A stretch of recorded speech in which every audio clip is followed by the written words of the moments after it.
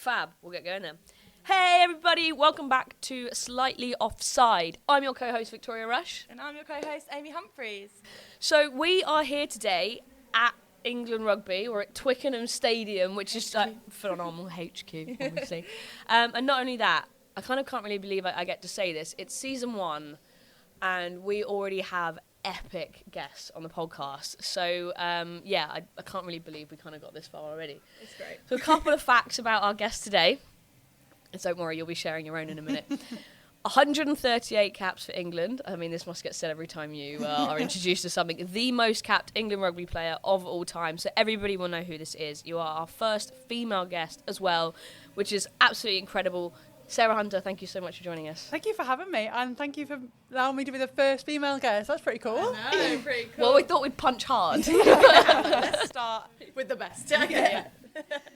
So to give you some warning, because Slightly Offside hasn't come out yet, whilst we're filming this, is that this is a pod about what happens more behind the scenes in the game, about what really goes on, what rugby players are actually like, because everybody talks about the game, but I don't think we talk enough about who the players are, what we really get up to, and actually why we all love it so much. So this is much more about the stories, be ready to share, but in reverse, we also have stories from the grassroots game to share with you. So it's a bit of even, but we're expecting some of the good stuff.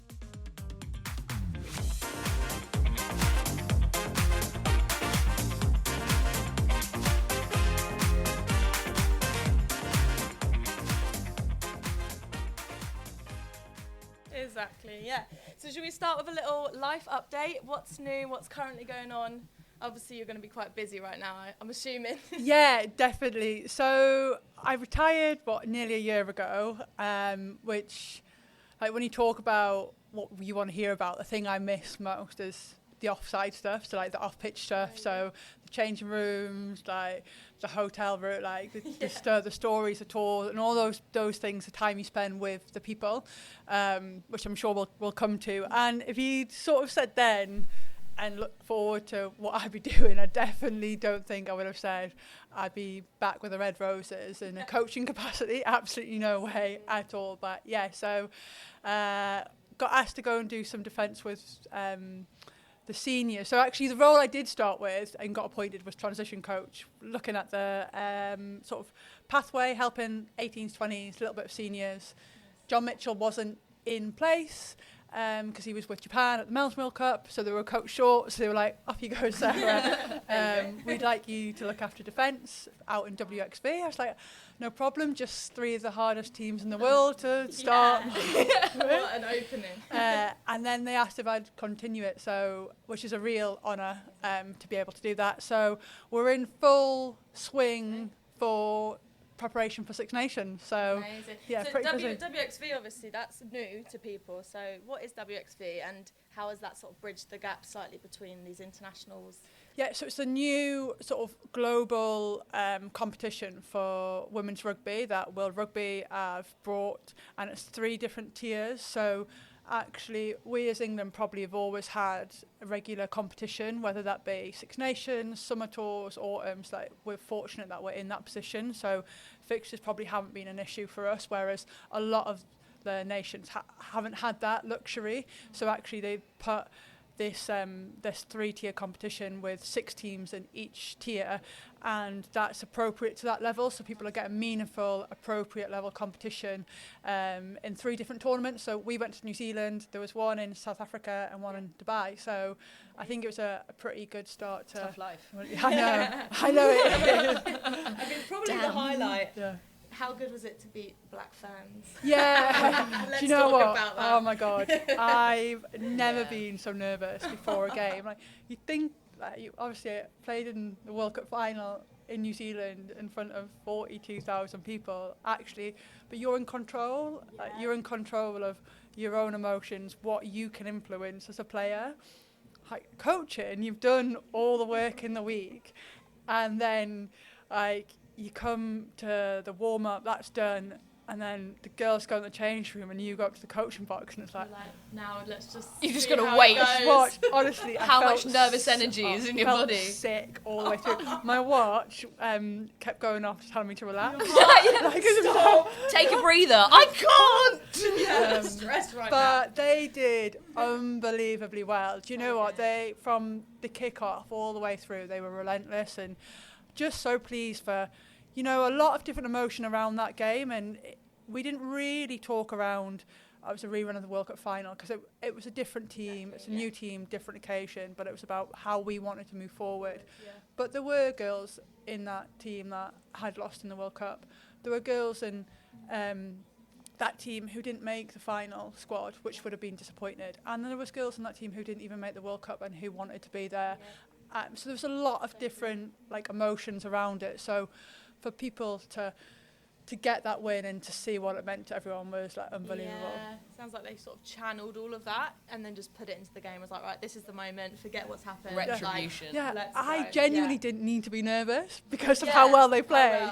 But it was one of those things, you know, when you've got no control over anything. But yeah, they a great smashed like it. confidence boost in the setup to 2025 World Cup as well, because I guess some of those players hopefully will be playing then. Yeah, you know, I think from my experience, New Zealand is probably one of the hardest places to go and play, and we've only been successful there a handful of times, and in the time that I've played there, we've only won once, and we've probably only won once there, and that was what 2017, and we hadn't won there since 2001, so they come few and far between. So for them to go and get that result in the manner which they did do, obviously it's really a good step in that pathway to 25. But as we know, as the Red Roses, we went on a 30-game unbeaten record, and then you lose a final. So it's good learning for them, but like, we all know the Black Ferns and how well they can come back from there. And then you throw France into the mix, Canada, other teams that, so. I am so excited for next year. Like, we're already talking about it at work. We're already like, it's coming, it's next year. We need to be ready. Crazy, we need to be ready now. And I'm like, there are men talking about the fact that the Women's World Cup's here next year, and they're excited. Imagine I'm trying to like hold myself together and don't get too excited. But every time it comes up, I'm like, I'm so ready for it. Literally 2024, Happy New Year. I'm like, right, 2025? Yeah, let's go. Yeah, now last year's over. There was so much rugby last year. I don't know what planet I was on most of the time. This year feels like it's a downtime, like the calm before the home World Cup. Yeah. So I'm trying not to, outside of the Six Nations, I'm trying to stay as like quiet as possible to have the energy going into next year. Coming into this year, I had no energy left whatsoever. 1st of December, I was like, can't wait to not drink in January. Just have 31 days to get through the heaviest 30 days of the year. But so, our first question for you, and very much leaning into Slightly Offside, is obviously everybody should know that you are the most capped England rugby player of all time, but what is something that might surprise people about you? Oh, God. Straight in, by the way. There's absolutely no easy route with us. Obviously, I've made a career out of playing rugby, but what might surprise people? I mean, it probably won't surprise people. I'm actually really uncoordinated. Like for a rugby, but genuinely for a rugby player, honestly, I'm like catch in a minute. clumsy. Mean Girls. Uncoordinated. Like genuinely, I think there was like a montage video of me just tripping up like with no one else around me. We'd like do these like you drills. You have quite long limbs though, to be fair to you. But like I just trip up on my own feet. Honestly, like genuinely, I'd be running along and then just stack it. I was actually watching back Six Nations from last year, my final game. Like I wasn't watching it, I was actually doing some analysis. So I'm not just going to watch myself. Let's go. And then out the corner of my eye, I just see someone trip over. I'm like laughing. I'm like, go back in the slow-mo. It's me. I've tripped over nobody. Literally. So funny. My own feet. Wait, like, can we in find the middle of the game? Please? Yeah, in the game. In the game. In the Oh, game. it's so good. We have to find that. In the game, I'm just like, what have I tripped over? Would you say that's one of like your most embarrassing? Like, have you got any on-pitch embarrassing moments like that? Is there a few? No, my most embarrassing moment, literally, she's gone now. What is it? It's from World Cup 2017. Okay. I think we played America, and we had a drive-in mall. And so, like, where I got to was I was, like, connected to the ball, but then there was a player behind me. So, I obviously can't become disconnected. We're, 5 metres out, so it's, like, going to score this try. Now's the time to get it right. Oh, Yeah. pressure. And then I can just have this sense of this feeling that I've become sort of very, like, free very quickly, and I feel like my top being lifted from the person that's at the front of them all. And then I feel as if my shorts are being pulled down from the back of the ball. And all I think in my head is like, you have to stay connected. Yeah. Like, in the coach's voice in your head going, do not let go, do not let go. And I just feel like I'm being exposed. Stripped completely. And sure enough, when like, loads of people, and you get back to your phone and it's obviously popped up, it's live on TV, all the comments about just seeing like, my underwear on TV. My God. I had cycling shorts on as well, like undershorts. And they still managed to And get still- under That's the a great grip from whoever had I hold know, of it your was short. Molly Packer. Oh, there you go. 100% did that on That purpose. explains But then the thing is, my niece, who was probably only about 3 or 4 at the time, constantly after the game was trying to pull my trousers down. I was just like, I want to have a go. Kids are the best. They are. Is that the niece that ran on the pitch with you Yeah. in your final game? Oh, yeah, who's that's grown so up. sweet. Yeah, she's been to a few World Cups. So, but yeah, but Bless her. Do you know what? interestingly, we got to the semi-final was the game after it, and you were in the change room beforehand. And then Kay Wilson came over, and I was like, oh, she's coming to give me some really words of wisdom and advice for the game. And she was like, don't forget to tie your shorts up. Oh. And I was just like, she's like, we don't Nothing to do with like how Nothing. you're playing, Play your well, skills, She's just like, tie catch, your shorts tie- up. Don't trip over. Yeah. No, tie your shorts up, yeah. Yeah. I feel like that, you know, we get sent in stories, and a lot of the stories we get sent in are about being exposed, to be honest, Yeah. because rugby, obviously, contact sport, you're going to have things grabbed Yeah. and pulled in all different areas. But it's when there's a photographer on hand that it's not great. Yeah, I mean, when it's on live TV, Well, and that's then even worse. you get a lot of social media with the peach emoji sent to you. Ah, It's the like- peach, yeah. the peach. Can I say to you, my contact is Sarah Hunter Yeah. Peach. The downside of increased coverage Yeah. is that it Yeah. genuinely increases no matter what happens. That's so good. What was it like for you from Cap 1, so about your obviously niece running onto the pitch with you, all the way through to Cap 138? Like, did it feel different by the end, or does every cap sort of in a way feel a bit the same? I think for me, I try to always stay connected to like that first. Forward in front of you. Yeah, exactly. The first cap, like, it's so special. Knowing just from the phone call when you get told you're gonna be playing for England, or potentially I was on the bench, so you never know. You hope that they're not gonna leave you hanging on the 1 minute on at the end. Yeah. But all the way through, and I think they are special in different ways and different meanings of the game you're playing, or like what you're going through, and but I think it's hard to like not really single out your first and last cap, because the first one's like the dream that you is finally happening, and your last one is kind of this is the end of what's been amazing, and all the emotion and like You could see that sentiment on the around telly. there. I'm not usually an emotional person, but honestly that week I was just like an emotional wreck.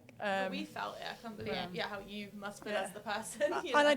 I do feel really lucky that I know a lot of players don't get to decide when they call time on their career, let alone an international career. Yeah. So the fact that I could play, I could go to my home city and play there, and I could walk away injured and everything being on my terms, I feel really fortunate, because I know so many players. That's rare. That's really rare. I was going to say, a lot of the time it's like, I have to retire because I've done my ACL. It's probably the main one, isn't it? Or it's like yourself, like you stop, you stop playing because Exactly. of that.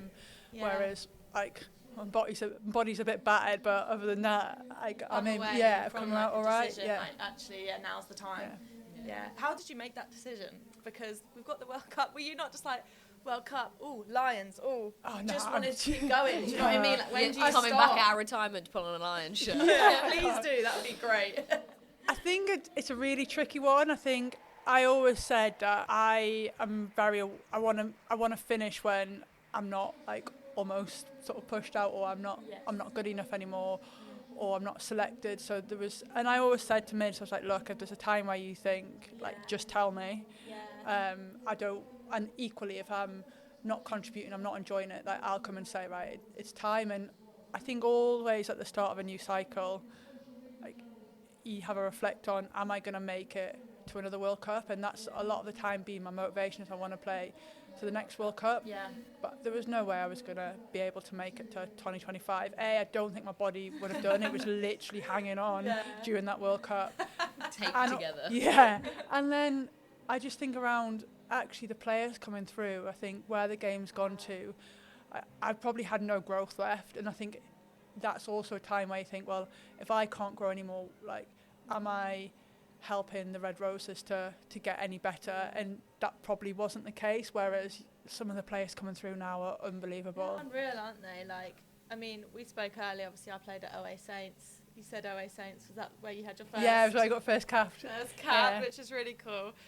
But yeah, a lot of the OA Saints have just been called up for the under 20 Roses, and honestly, like, so I was second row, and like when these young people are coming through, I'm like, you're strong, but you've got like stamina, your endurance, and like everything, and yeah, you do have to let them just blossom as well. And now from your situation where you can not just watch it happen, but be part of that as a coach, like, that's pretty unreal to be able to still be like a massive part of that growth. That the coaches do, yeah. like, so much that they do, Do you prep. think they just swan up, I was coach like, well, what and they leave? do? Yeah. Well, especially when we're not in camp, I'm like, well, what do they do? But actually, genuinely, and I think the girls are like, so what do you do when we're not there? I was like, well, wait, I get my whole list out.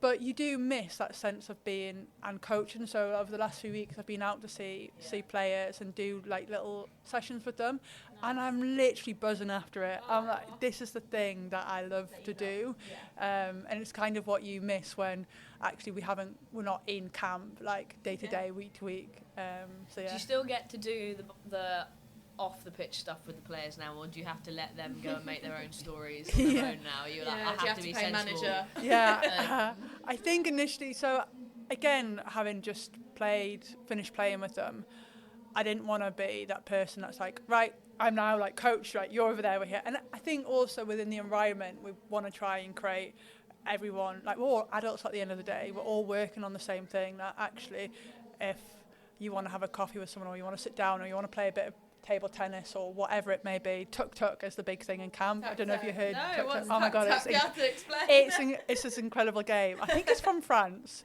Anyway, it sort of started with GB7s, and then it came into our environment, and it's this board game.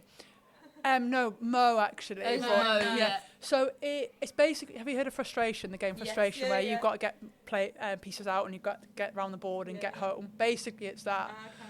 But you're playing against other people, and they can kill you. They can like put you back. Yeah, so it gets really competitive. But you play with a pair as well, so it's like teamwork, individual. So they might be the most competitive people to be with to Honestly, play it, because you're international athletes, so you're going to be competitive at anything you do. And it's not a quick game either, generally. But so that's big in camp. So I would go if you play a game of that. So trying really hard to like still like be who I am, and the girls are really good at respecting like boundaries. And don't get, when we're out of camp again, there's the boundaries, but some of them are my really good friends, and I think everyone like appreciates that and respects, like, we're not going to come and we're genuinely not going to talk about rugby anyway, but certainly exactly, you're probably ready to talk about normal life by that point. So who would you say is like the ringleader of like the activities and the fun little chaos behind the scenes? Is there any like wild characters? Wild characters. It depends what we're talking. We're talking like in camp during competition. We're probably. I don't know. There's a lot of different things that go on. So Ellie's normally the ringleader of going out to, I don't know, random like charity shops and almost that sounds Ellie. and sort of, I don't know, like finding like good buys like bargain purchases that were a bit like, shops, but also like really niche, as you can imagine. Ellie Kilton would be. There's the games group, so I don't know, like say Mo might play a game. They've all now, you design these tuk-tuk boards and make them yourself, so they've all got. So that's been a bit of a like a design. Obviously, there's a big like group that now are into like taking photos. So you've got Ellie, Maud, Kelsey Clifford's just started hers up. So that's really cool. It's good to see that sort of creativity. So yeah, there's a real like mix of people sort of depending on whether you want to be chilled or whether you want to be a bit more. And then if it's out of camp or end of tournament. End of tournament. End of tournament. Six Nations is coming up. There must be a Six Nations story in there somewhere. Yes, Six Nations celebration. Abby Ward generally is she's very organised. So if you need something like a social planned, Abby Ward provides us itineraries. She'll have like pre-book places. So we had one last Six Nations a few years ago. We had one post. It's usually post game, so she's very good at. Obviously, people are probably coming through the second day, like celebrated the night before the win. People have got out feeling a bit ropey. How are we going to get people into a good place? So she's pretty good at doing that side of things, which is great.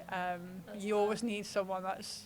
Otherwise, people might be like, are we going to do it? We're feeling a bit rough. Abby Ward walks in and goes, "Get up, we're going." Exactly. There's no question about it. Exactly. So, she'd terrify me. And but it's like it's really fun and stuff. So she's always pretty good like that. Sponsor of the pod, Budgie Smuggler, have a very special discount code just for our listeners. Visit budgiesmugglersuk.com and enter the code OFFSIDE15 to get 15% off their Six Nations flag range, as well as the official England Rugby and Wales Rugby Budgie Smugglers.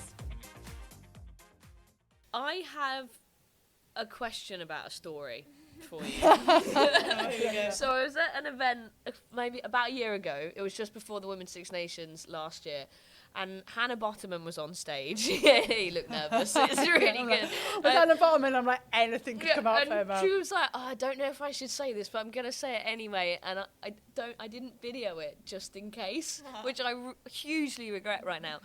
And she said that there's some stories about a nickname for you among camp. I don't even know if I can actually say out loud or not, but it was Slut Drop Shunter. Oh. Is that accurate? Do I remember this correctly? And what's the backstory? Yeah, I mean, occasionally. I think it comes from Claire Allen. She gave it to you, or you picked up the trick from her? No. I think the end of games, you get on the bus, you go back, and there's obviously generally a lot of singing. First cap songs, try scorers. Yeah. Depending on how long the bus journey is, you could yellow cards, man of the or player of the matches. It could be 50th cap. It could be anything. Falling over your own feet. Anything. So sometimes they're clutching at straws. Anyway, I think it was my turn to walk down to sing a song, which I would be dreadful at anyway, because uncoordinated, zero rhythm, zero tone as well. And I think Claire Allen sort of shouted it out as a bit of an encouragement, like slip drop center. And I may have not had a beer or two, so probably,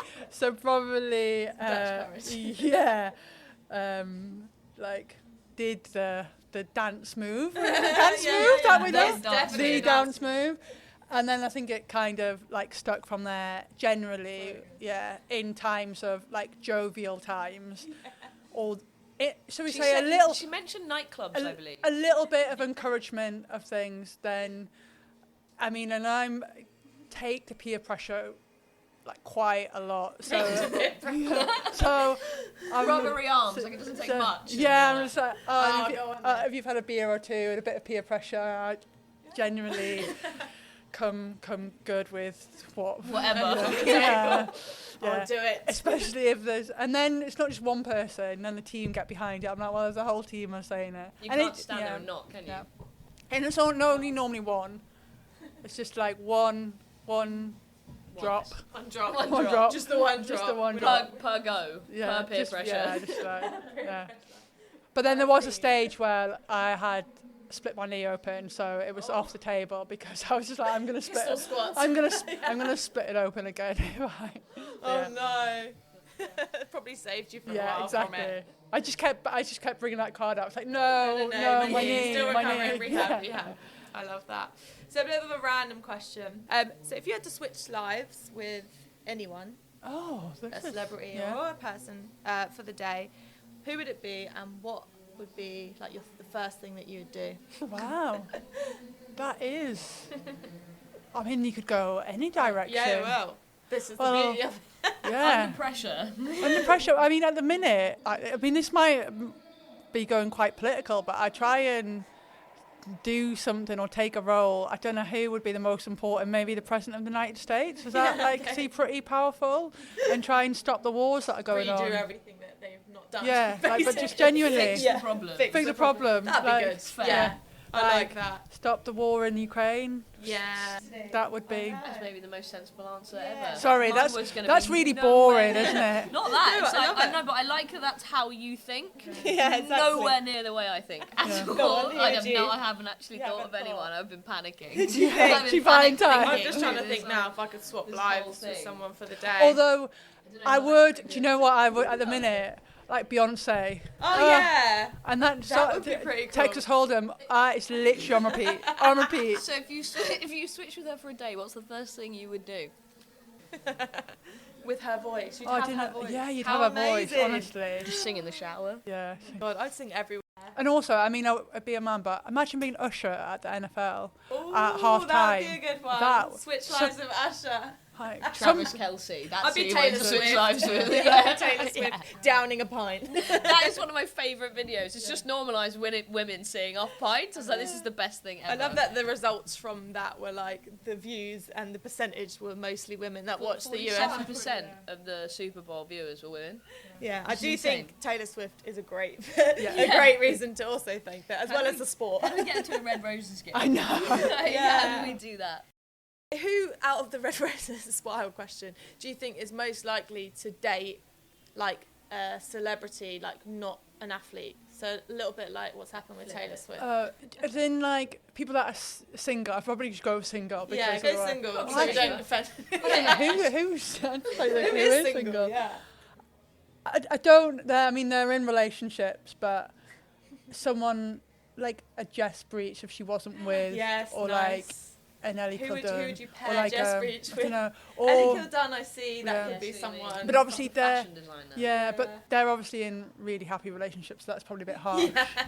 I'm trying to think. I think most of our team are like Loved up. yeah, There you go. or like pretty again much- someone like a it's a Zoe catch, isn't Harrison, like she just gives yeah, you the she like gives good energy good- with yeah. her cowboy boots, you Yeah, know, and the so, slick hair. yeah. Yeah, she'd probably date someone I pretty couldn't- famous. I couldn't pull that look off at all. I look hilarious. No, my sister, off topic, my sister, her son is going to be 1, so my nephew, and he's having my first rodeo party, so I'm going to have to go buy some that's cool. cowgirl boots, Yeah. which I'm very excited about. I could just ask Zoe Harrison to borrow hers. Yeah. But that's pretty fun. What's the most predictable thing about you? Probably the boring. most rugby. Rugby. Yeah.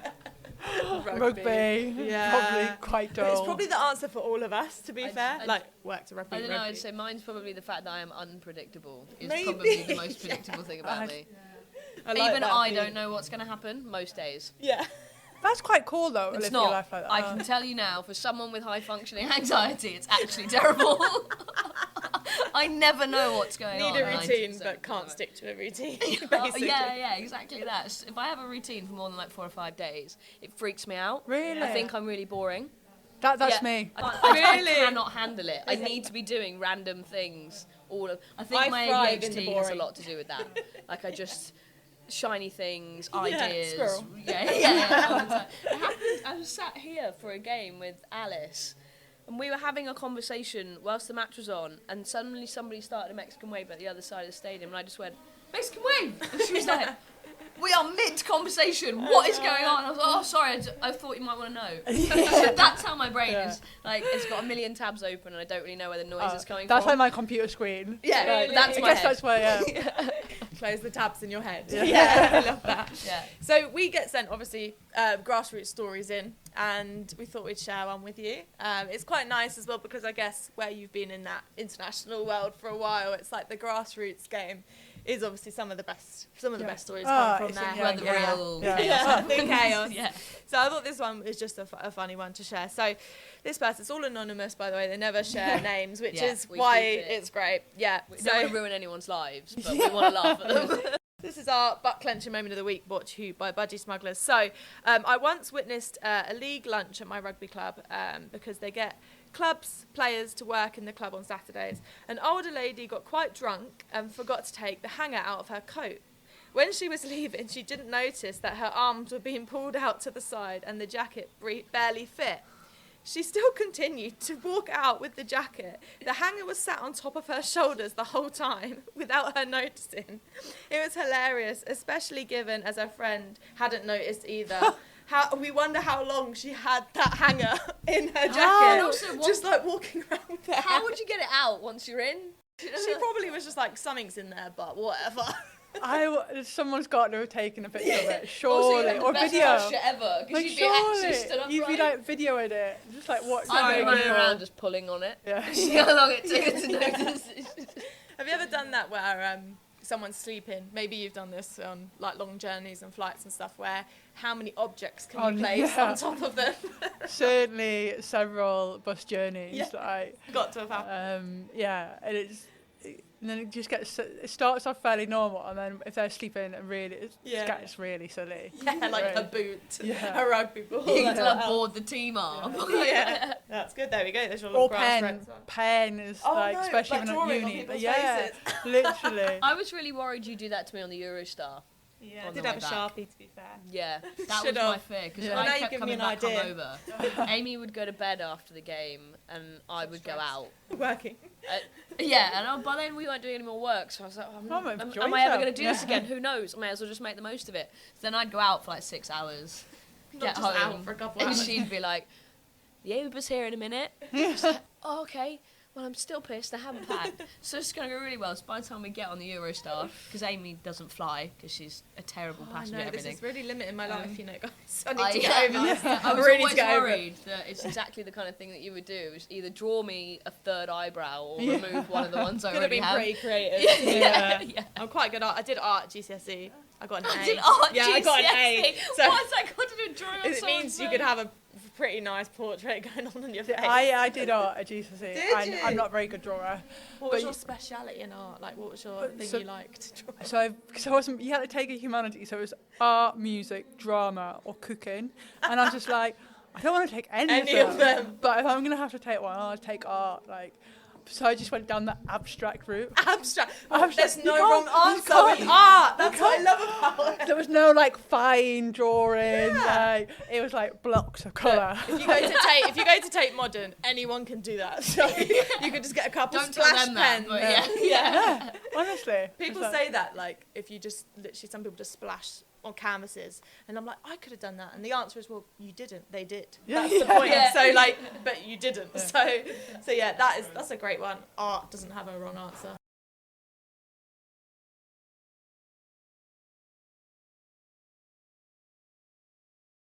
We've run out. We've run out. We've run out of time. Okay. Well, No. Time flies. Thank you so much for Oh, well, coming thanks, on fun. as our first female guest on That's Slightly really cool. Offside. Hopefully you'll enjoy the other episodes. Give them a listen and a share as well. And if you're listening at home, make sure you follow, like, and subscribe. And Leave catch us a positive review. Yeah, Obviously. I mean, Only positives. Yeah. the negatives can be on our comments on Instagram. Yeah, just DM us if you don't like Yeah, us. just don't listen. I'll And, take the feedback, but just don't make it public. There you go. And send us your stories, your grassroots stories, your embarrassing stories. DM us, and hopefully we can feature you guys on our next podcast. But for now, thanks for listening. Thanks for having me.